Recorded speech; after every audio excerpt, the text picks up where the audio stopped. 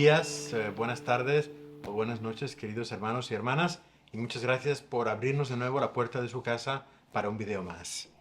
Bueno, un saludo muy especial para todos ustedes. Muchísimas gracias por recibirnos en sus casas. Y bueno, pues ya hemos llegado a la cuarta semana. Entonces, pues súper felices de haber, digamos, de haber tenido este recorrido. ¿Por qué no hacemos, Padre José, de pronto un recuento, de pronto de lo que cubrimos las 3 primeras semanas, un pequeño resumen, para que obviamente iniciemos con el tema de hoy? Claro que sí. Y como les he dicho siempre, si no han visto los videos, no se salten al 4, pueden ver los anteriores también, ¿verdad? O si están viendo ahora el cuarto, después pueden regresar a ver los demás. Pero primero, recordar por qué estamos haciendo esto en la Cuaresma, porque la Cuaresma es un tiempo de sanación, es un tiempo de purificación interior. Y por eso hemos querido hablar de lo que es la sanación. En la primera semana vimos precisamente eso, qué es la sanación, de qué tenemos que sanar, quién es el que nos sana y cómo saber cuándo estamos sanados. En la segunda semana hablamos de la sanación corporal, todo lo que tiene que ver con nuestro cuerpo y cómo afecta eso a nuestro espíritu. Y hablamos, por tanto, también del poder de Dios en los milagros para sanar nuestro cuerpo y nuestras almas también. En la tercera semana, la semana pasada, ¿verdad?, estuvimos hablando de los aspectos psicológicos, de los aspectos mentales de la enfermedad y cómo también eso nos afecta espiritualmente y qué podemos hacer para sanar de las depresiones, qué podemos hacer para sanar de las adicciones. Bueno, entonces ya con este resumen, cuéntenos qué nos ha preparado. Todos en la parroquia estamos muy ansiosos de saber qué preparó para esta semana. Bien, en esta última semana, en la cuarta semana, vamos a hablar de la sanación espiritual, de los aspectos, vamos a decir así, religiosos de esa sanación de nuestras almas, ¿verdad? Vamos a hablar, por tanto, de las enfermedades espirituales.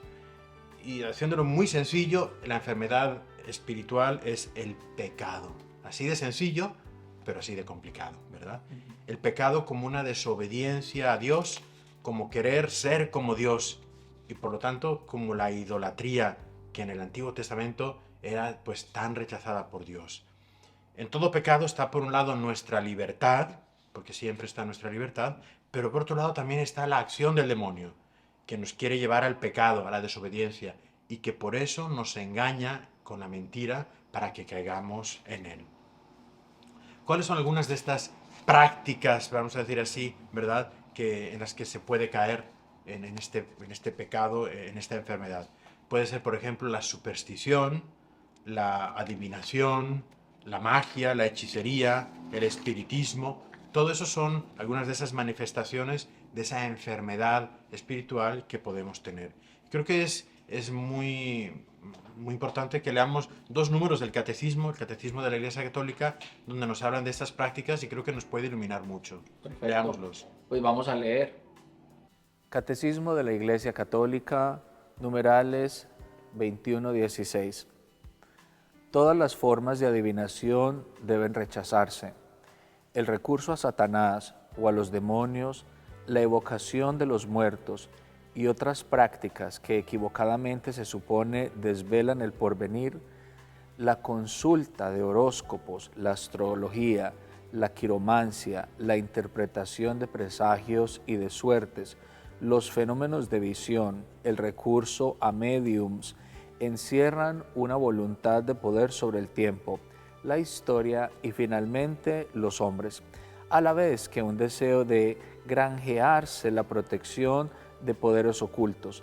Están en contradicción con el honor y el respeto, mezclados de temor amoroso que debemos solamente a Dios. Numeral 21-17. Todas las prácticas de magia o de hechicería mediante las que se pretende domesticar potencias ocultas para ponerlas a su servicio y obtener un poder sobrenatural sobre el prójimo, aunque sea para procurar la salud, son gravemente contrarias a la virtud de la religión. Estas prácticas son más condenables aún cuando van acompañadas de una intención de dañar a otro, recurren o no a la intervención de los demonios. Llevar amuletos es también reprensible. El espiritismo implica con frecuencia prácticas adivinatorias o mágicas. Por eso la Iglesia advierte a los fieles que se guarden de él. El recurso a las medicinas llamadas tradicionales no legitima ni la invocación de las potencias malignas ni la explotación de la credulidad del prójimo.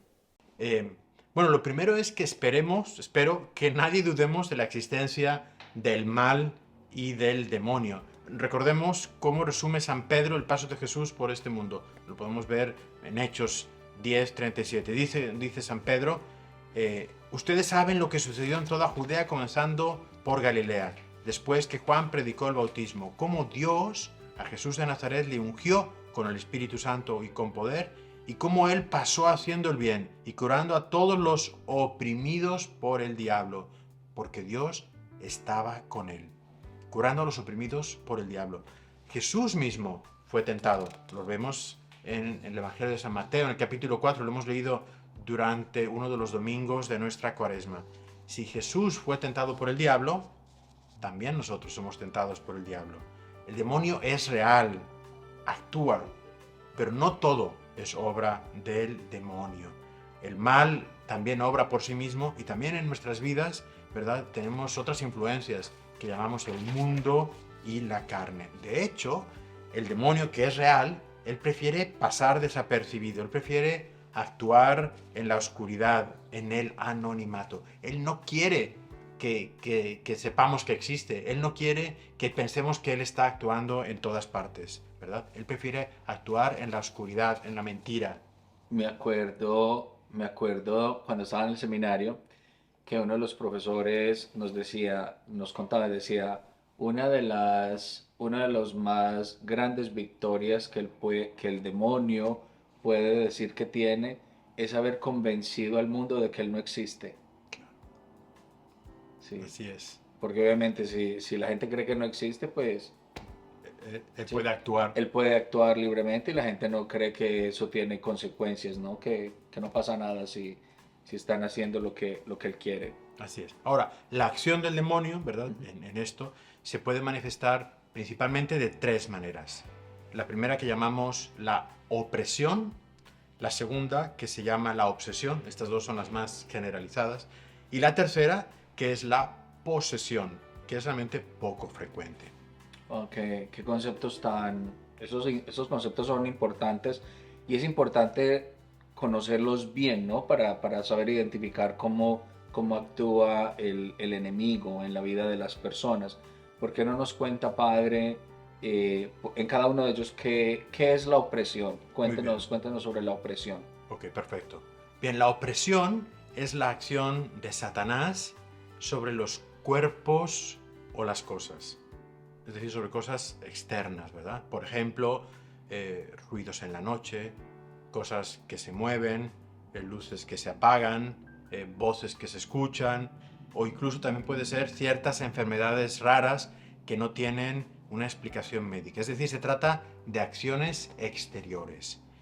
Esto puede parecer extraño a algunos, pero pues basta que leemos el Evangelio y ahí encontramos que esa opresión, ¿verdad?, se dio. Por ejemplo, el caso de esa mujer a la que por 18 años estaba enferma, estaba encorvada y no podía de ningún modo enderezarse.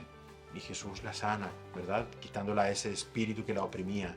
O también cuando Jesús en Lucas 13:11 hizo esa liberación y a esa mujer le dijo: mujer, quedas libre de esa enfermedad que tú tienes. Es decir, son cosas reales, ¿verdad? Y son cosas con las que Jesús lidió y con las que hoy en el mundo también se puede dar, ¿verdad? Gracias, Padre, por definir este concepto para nosotros.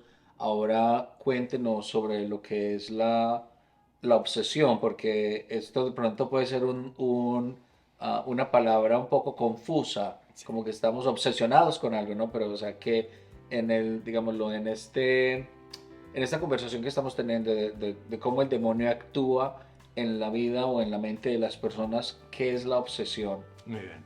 Entonces, hablamos de la obsesión, de esa influencia y acción del enemigo, del demonio, sobre nuestra mente. Es decir, si la opresión, que decíamos antes, se manifiesta en lo exterior, en lo material, la obsesión se manifiesta en nuestro interior.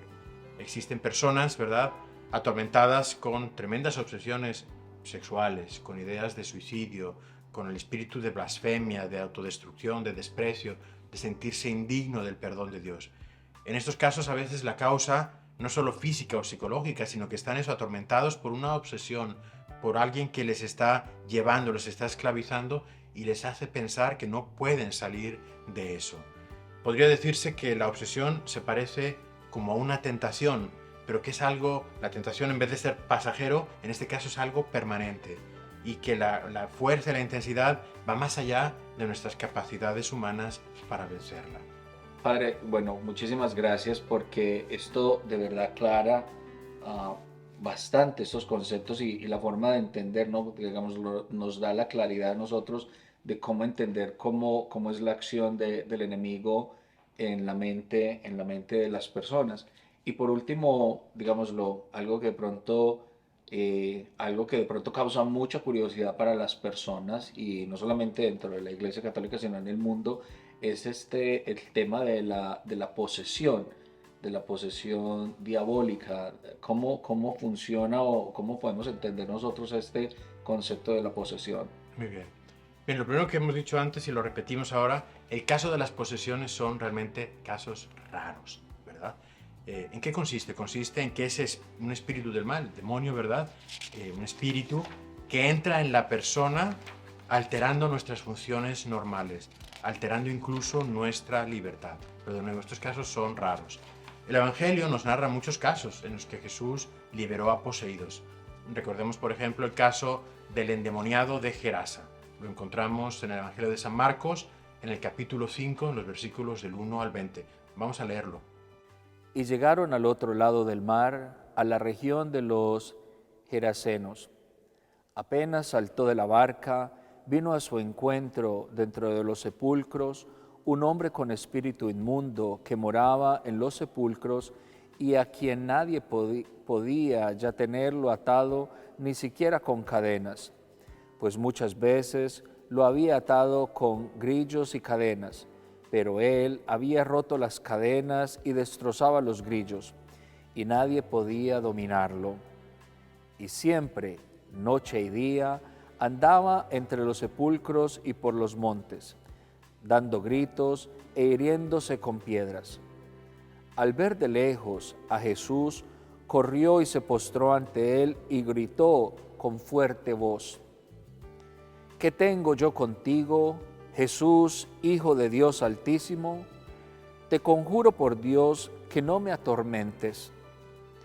Es que él le había dicho: Espíritu inmundo, sal de este hombre. Y le preguntó: ¿cuál es tu nombre?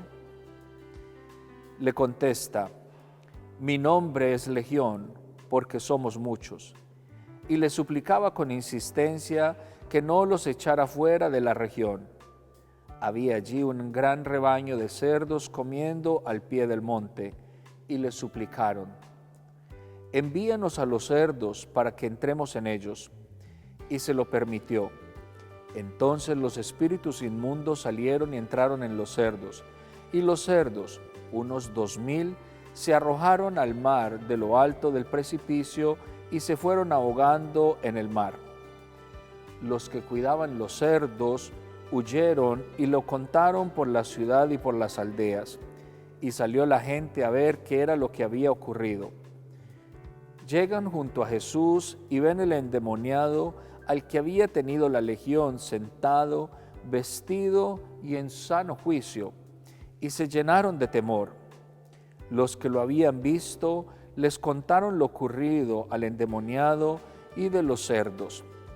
Entonces comenzaron a rogarle que se alejara de su territorio.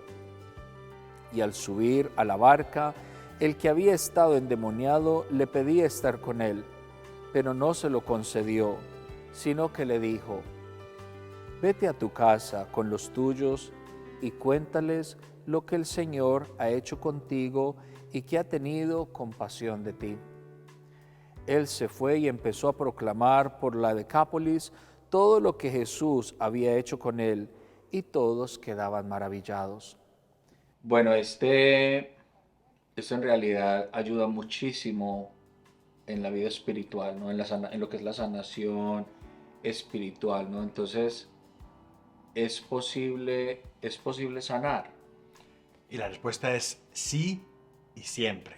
Ante una posesión o ante una opresión, ante una obsesión, siempre es posible sanar. Dios quiere que sanemos porque Dios nos ha creado para Él y para estar con Él y no con el enemigo, ¿verdad? Pero tenemos que decir que no es algo automático. Es decir, suponiendo el caso más extremo, el caso de una posesión, no es que yo llego ante un sacerdote, ante un exorcista y le digo, hágame una oración para que me sane. No, no funciona así. Esto no es como que me puse un sombrero y quíteme el sombrero y ya estoy bien. No, no es así. Recordemos que en la base está el pecado. La causa de todos estos males es el pecado. Y por lo tanto, todo proceso de sanación es un proceso para rechazar el pecado y para caminar hacia Dios, caminar en la virtud, de conocer más a Jesús y de aceptarlo en mi vida. Y eso es un proceso lento, un proceso a veces demorado, ¿verdad? A veces uno puede encontrar personas que creen estar poseídas y vienen a la iglesia y dicen, padre, estoy poseída, vengo a que me haga una oración para que esto pase. Han visto muchas películas, ¿verdad? Esto no funciona así. Es un proceso de dejar el pecado y de acercarnos a Dios, porque eso es lo que el enemigo no quiere, que estemos cercanos a Dios. Y si hacemos ese proceso de acercarnos a Dios, de quitar el pecado de nuestras vidas, de quitar el mal y de vivir en la virtud, ahí vamos a estar listos para que esa liberación pueda darse, ¿sí? De hecho, el trabajo del exorcista es llevar a las almas a Dios, ayudarles a dejar el pecado, a acercarlas a Dios, porque ahí es donde se da la liberación. Entonces, ¿cómo podríamos nosotros decir, digámoslo, cuáles de pronto serían como las estrategias o cómo sería, digámoslo, la mejor forma para cómo podemos sanar? Muy bien. En primer lugar, tenemos que reclamar la autoridad que tenemos cada uno de nosotros sobre nuestras vidas y sobre nuestras almas. Incluso antes de acudir a alguien, es que Dios nos ha dado la autoridad a nosotros mismos sobre nuestras vidas y sobre nuestras almas. Y tenemos que reclamar esa autoridad. Yo quiero vivir con Dios. Yo quiero rechazar el pecado. Y parte de eso es, ¿verdad?, el estar en oración, esa relación con Dios. Jesús, ¿verdad?, es el que nos libera del pecado, con la confesión, ¿verdad? Y Jesús es el que nos quiere liberar también de cualquiera uno de los tres casos que hemos dicho que hay, una posesión, ¿verdad?, que hemos dicho son casos raros, o de cualquier otra obsesión o de cualquier opresión que yo tenga, ¿verdad? Él es el que lo va a poder hacer, ¿sí? Y de nuevo estamos ahora en la Cuaresma, estamos preparándonos para la Pascua. ¿Qué es la Pascua? Es el paso de la muerte a la vida, o si quieres es el paso de la de la esclavitud del pueblo de Israel a la libertad. Es eso es una sanación. Lo que recibió el pueblo de Israel ahí fue una sanación, una liberación. Hablamos de la liberación del pueblo de Israel. Esa es la liberación que tuvo, de vivir en la opresión, de vivir en el pecado de los dioses que había en Egipto, a vivir a esa sanación, a esa libertad, pasando por ese mar, ¿verdad?, que fue el que los sanó. Y eso es lo que hacemos en la Pascua, ¿verdad? En la Pascua, ¿qué estamos haciendo? Es renovar nuestras promesas bautismales, es haber rechazado el pecado durante la Cuaresma, ¿verdad? Y el poder decir, no, yo quiero por medio de esa agua renovarme, quiero liberarme, quiero sanarme. Parte de la sanación es también, ¿verdad?, el reconocer esas causas que pueda haber, ¿verdad? Y por lo tanto es el arrepentirme de mis pecados y también el poder perdonar a los demás. Y yo creo que en este contexto, ¿verdad?, en estas ya últimas semanas de la Cuaresma, una de las cosas que siempre es recomendable y que por eso tenemos en el lunes de la Semana Santa una oportunidad para la confesión, ¿verdad? Qué importante es en este contexto el reconocer nuestros pecados y el acudir a Dios para pedir perdón por nuestros pecados. Así que la recomendación, ¿verdad?, de esta semana, la recomendación o la invitación es acude a la confesión. Tenemos en todas las parroquias de Nueva York, tenemos un horario extendido de confesiones en el lunes de la Semana Santa, pero también puedes acudir en otros horarios, ¿verdad?, llamando a la rectoría para poder pedir perdón y para poder encontrarme con ese Dios que quiere sanarme, que quiere liberarme. Qué tan importante saber que, por ejemplo, nosotros acá en la parroquia que para nosotros es tan bonito poder ofrecer la misericordia de Dios, ¿cierto? Y que yo siempre le insisto a la gente, cuando vengan con nosotros a la confesión, nosotros no estamos ahí para regañarlos, para que... No, nosotros estamos ahí para acompañarlos, para que se acerquen a Dios y, y que es muy, o sea, que es una oportunidad gigante, es una oportunidad sumamente bella de sentir el amor y la misericordia de Dios que nos perdona, que de verdad nos perdona.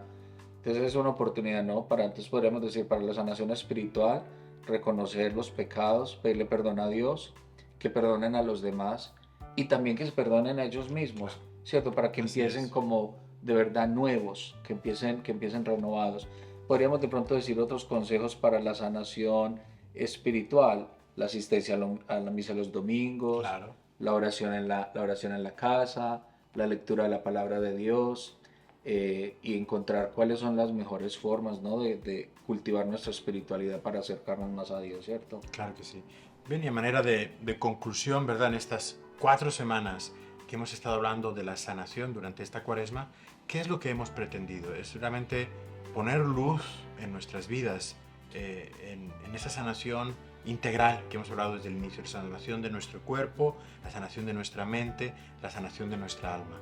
Y el recordar que cada uno de nosotros tenemos la posibilidad, queremos, si queremos, de sanar.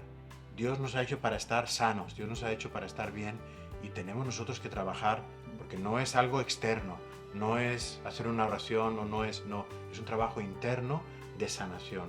Podemos hacerlo y recordar que tenemos, ¿verdad?, aquí en nuestra parroquia muchas ayudas para poderles ayudar en estos procesos de sanación que a veces son difíciles, complicados, pero que es posible y cuando tenemos ayuda es más fácil. Pues bueno, Padre, muchísimas gracias por ese conocimiento tan bello que nos ha compartido durante todo este tiempo. Bien, antes de que terminemos, me han Sí. estado preguntando si de verdad el padre me invitó a cenar la semana pasada. Y debo decir que sí, el padre sí cumplió. Gracias, padre. Sí. Bueno, pues bueno, ya en ese tono. Claro. Bueno, dice el Evangelio, que no sepa tu mano izquierda lo que hace tu derecha. Bueno, ya el Ah. Padre me publicó la buena obra. Bueno. Ahora le toca al Padre invitarme a mí. En la Pascua. Muy bien. Sí. Dios les bendiga. Hasta Bendiciones. luego, bendiciones.